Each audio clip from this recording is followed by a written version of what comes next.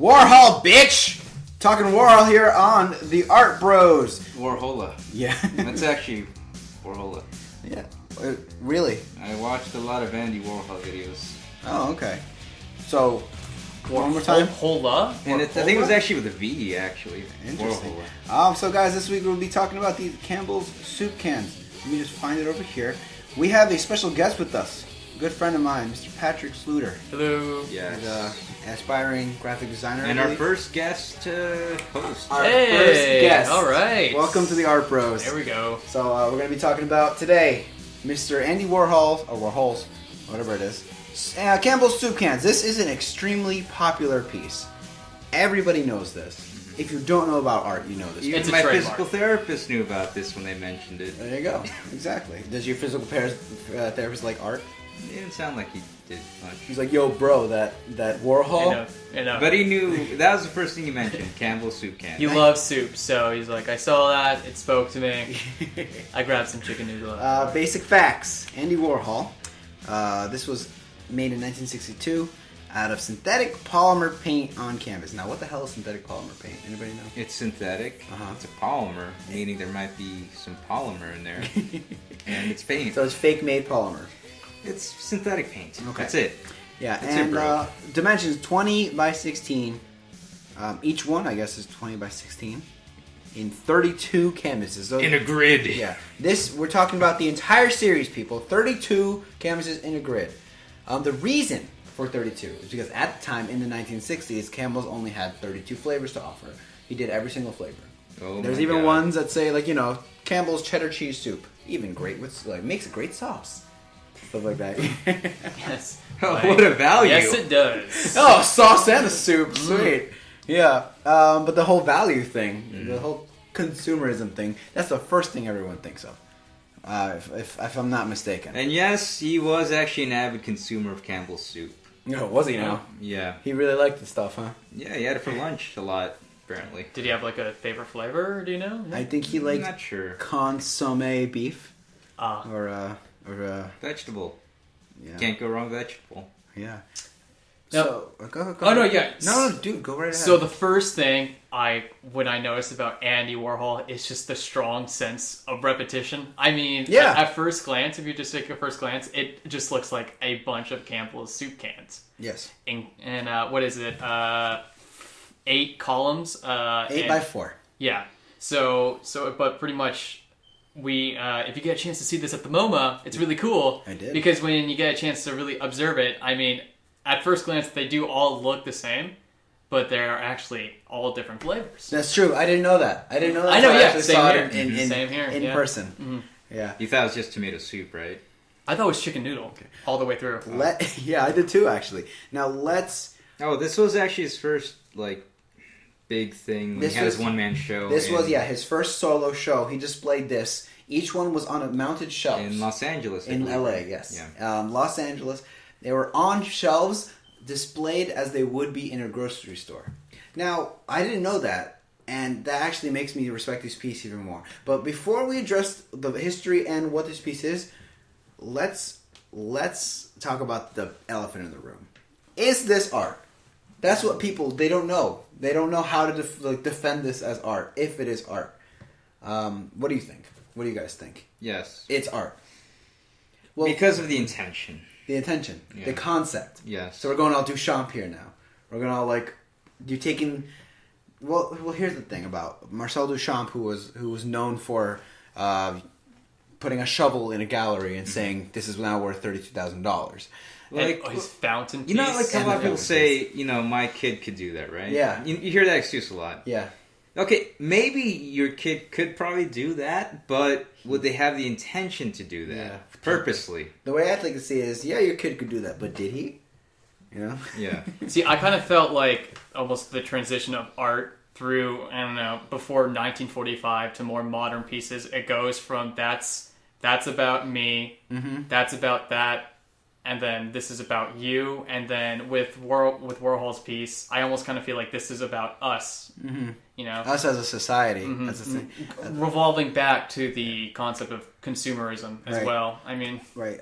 People, if you guys don't know this, these are actually all hand painted, except for the stamps at the bottom of the soup, which is apparently he made stamps out for them. But everything else is the paint. And you look right now, you're looking at this image. It looks very printed, mass printed. But if you look at it in person, you can see the textures, you can see the gloss, you can see everything about it. It's all painted on. It is. And you see his background working as a ad man, basically. Yeah. Mm-hmm. Yeah. Because that's what he worked as before. There you go. And why no one took him seriously when he tried doing fine art. Oh, there you go. Because he had his background as being in magazines and things like that. So he took what people considered a disadvantage and made it the biggest advantage he's ever had. Pretty much changed the landscape for like the next 40 years afterward. And kind of still is in a way. Yes, very, very.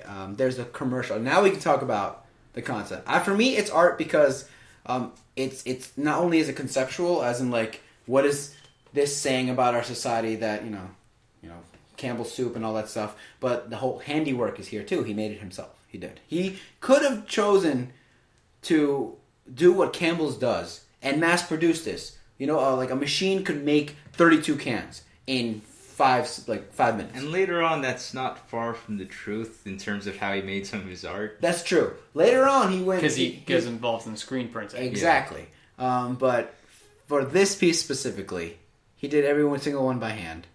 And the fact that he chose Campbell soup was, in my I can't speak for the man, but in my opinion, he chose this Campbell soup because, like back then, with the whole manufacturing boom and whatnot, these could be made. 32 of these cans could be made in like 5 minutes, but he chose to hand paint them each one. I really do like that a lot. Mm-hmm. I never really it wasn't until recently that I started liking this piece. Yeah. Yeah. It wasn't what did you think of it before? I thought it was like some guy's lame excuse for art. For art, it was just like, oh, it's art because he put it in a gallery. Fine, whatever. His character is interesting. Yeah, that's him as himself. Warhol is actually like 50% of his pieces. I'm sure. I personally think because he definitely set up the almost physical representation of the direction the art world was going in. Yeah, yeah. Oh, it's kind of like he took what Dali was doing with that personality of his, and then just kicked it up further. Even more. Well, the thing about Dali's personality was it reflected who he was. Dali. Warhol's personality, the whole manufacturing and love for it, reflected where society was going. And look at it now. Dali he considered himself a great painter, but he was like you can't really say the man was egotistical. Of attaching yourself to your art itself. That's what I'm talking about. Warhol kind of set the standard for marketing yourself now, didn't he? There wasn't really an artist who kind of had the audacity to say, this is my art, look at my art, this is my art. Even though his the personality put out in the media was very detached. Yeah, very... I speak like this. Like constantly in interviews when he would get asked questions, he would always be like, I don't know, what do you think? There's no concept. What's the answer? What do you want me to say? Okay. Yeah, that's fine. Things like that. He's very detached. At least that's a personality put out for himself, to create this weird following for himself in a weird way. But what else can you guys say concerning this? Well, it's definitely an acquired taste. I think Warhol is an acquired taste. There's obviously, when you look at his pieces, there is the visual aesthetic, his bright colors, his, the repetition that he uses. That draws people in already. But then there are people who are skeptics, like me, cynical skeptics, who need more information to consider this art. And if you guys delve into this, which is what we're doing for you, you can see why this is considered art. It's a comment on consumerism, comment on manufacturing. Back in the 60s, and sameness. Right nowadays, we live in a world where everything is made instantaneously, very fast, and produced very cheap. Oh man, the world has shrunk down to the size of your smartphone. Yes, and it's gonna get smaller than that. If you can imagine that, your fingernail. But back in the 60s, this whole corporations manufacturing boom was new, so we could see sort of Warhol kind of told us this is what's going to happen. Yep. This is the direction we're heading in. I just immortalized the moment where I realized it. Yeah, that's the way I see it. Also, on a different, definitely a different direction. As far as personal connection to this, like I said before, with the repetition, all of them look the same. Then taking notice that they're each different flavors. You see that there's a very minimal sense of individualism because even though they're all different, they're all the same. They're all different at the same time. So you said there's a minimal sense of individualism, yes. meaning like it's not upfront, because you're presented with a strong just repeating pattern, right? But actually, they are different in one big aspect. Which would be the flavors. Mm-hmm. Mm-hmm. Mm-hmm. That's very true. Oh wow, you're right. Because tomato soup don't taste like green pea soup. Mm-hmm. Yeah. Well, there is one that's very different. Which would be the cheddar cheese. Yeah. Yes. Cheddar cheese makes a great sauce. Mm-hmm. Very true. It actually does make a great sauce. Maybe that's just the outlier. There's always one thing that's very different. It's than the golden others. section. Some Warhol trivia. Yeah. Interestingly enough, I don't think Warhol ever really cared if this was all in a series. Mm-hmm. The gallery owner who we displayed the work in, was originally displayed, actually fought to keep these all together in one series. Mm-hmm. I heard it was originally going to be distributed. Yes, it was. But I honestly think that if it was, it wouldn't be the same at all. Mm-hmm. It wouldn't. I kind of wish they didn't take away the shelves because now we see it like this, mounted on a wall in a grid of 4x8s. I would have loved to see it on the shelves. I think it would just add the whole if we saw them on the shelves, people wouldn't be so skeptical about calling it art. People would see the whole visual thing of okay, he's commenting on the market and American supermarketing, like the way the supermarket culture and whatnot. Now, do you think that would push it more towards being categorized as an installation, incorporating this almost like grocery shelf? I think that would definitely. So be the original had shelves. Yes. Right? Okay. Mounted on walls. Apparently. So was that part of the piece? Apparently or was not. that just a display choice? I think maybe there was some sort of dispute that it would have just been hard to travel. Because if it's meant to be part of the piece itself, that would change things very drastically. Yeah. Like you've said. Yeah. Okay, some Warhol trivia. Anyway, apparently they used to call him Raggedy Andy because when he would bring his art around to the dealers, he would bring it in brown paper bags. Didn't he create the brown paper bag for Bloomingdale's? I believe so, actually. He did. I did not know that. The little brown bag, medium brown bag, and big brown bag. That's Andy Warhol created those. Mm-hmm. Yeah. And before this, he did something else with Coke before doing the soup Coca-Cola? cans. Yes, in another show. Well, we know he did Coke, but Coca-Cola. But that one was hated, apparently. Oh, yeah? So that was a precursor to the Campbell soup can. Interesting. And the fact that he chose the Campbell soup can, out of all the things he could have immortalized, he chose the Campbell soup thing. No, as I said, I guess it's something that was very common to him and to everyone else since he, ate this every day, basically. He was sickly as a kid and his mom apparently fed him this a lot. There you go. So then there's the whole personal thing about it. Again, 50% of Warhol's work is him. Mm-hmm. Well, I should say every work is 50% him. That's what I should say. Closing thoughts, gentlemen? Oh, let's see. And his mother used to make flowers from tin cans. Oh. So there's probably tin that. Cans, there you go. There you go. Closing thoughts, gentlemen.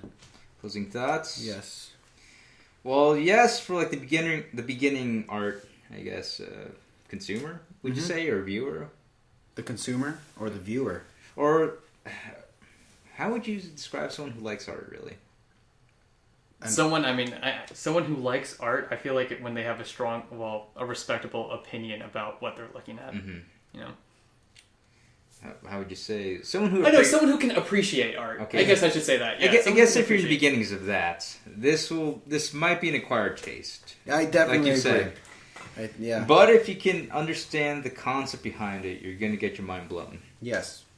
Yes, guys. So that's my final thought. Okay, yeah, that's a good final thought. It's a very good one. My final thought is, again, I love it because it's conceptual and it's handiwork. Mm-hmm. So it's kind of mixing, in the 1920s, conceptual art really, really boomed. It wasn't really started by Marcel Duchamp, but it was mainstreamed by that guy. And again, this is one of those cases where this is an American piece of art. This is an American piece. Yeah. Right up there with Jasper John's flag and all that stuff. But what was I saying before? Closing thoughts. Closing thoughts, yeah. Fuck, I forgot. Oh, yeah. It's conceptual. You're not getting Art Bros fist bump. I'm not kidding. It's conceptual, meaning you have to think about what it means, and it's handiwork. As in, they're all hand painted and whatnot. So I like that blend. I do. I like that blend a lot. And Patrick. Oh well, I mean, since I'm majoring in graphic design, I remember the graphic character, like almost style of it is what originally attracted to me. I was like, oh, that's pretty cool. I really like the solid colors and all that. And I remember as I was just learning more and more about Warhol and his character and his pieces, I was just like, there's so much more to these, like, mainly two bold colors that he has represented in all these different soup cans. So, I mean, for like the main thing that I enjoy about the Campbell soup cans, it's such a landmark. It's such a good stepping stone. Landmark is a very good term. It's such a good stepping stone into, I don't know, what the contemporary modern art world is like today. Yeah. If you look at art in the 80s, a lot of it looks like it came out of Warhol's mind. And that's because, a lot of people saw Warhol's work and ran with it. A lot of it is silk screen print. What is it called? Screen print. Screen printed, and a lot of it is repeated. You see a lot of those elements in 80s pop art. If not pop art, after Warhol. Yeah. Okay. Not to mention he kind of had influence in the 80s still. Yeah. Well, he attached himself to artists like Basquiat and then Keith Haring also. There you go. So there's that. He took people under his wing. And Mother hen. Yeah, he mother hen. All right, guys. So that was Warhol's Campbell's thingies. Oh wow, we were talking for a while. Oh okay. Episode ended. Okay, subscribe if you haven't already, guys. We'll see you next time on Art Bros. Goodbye.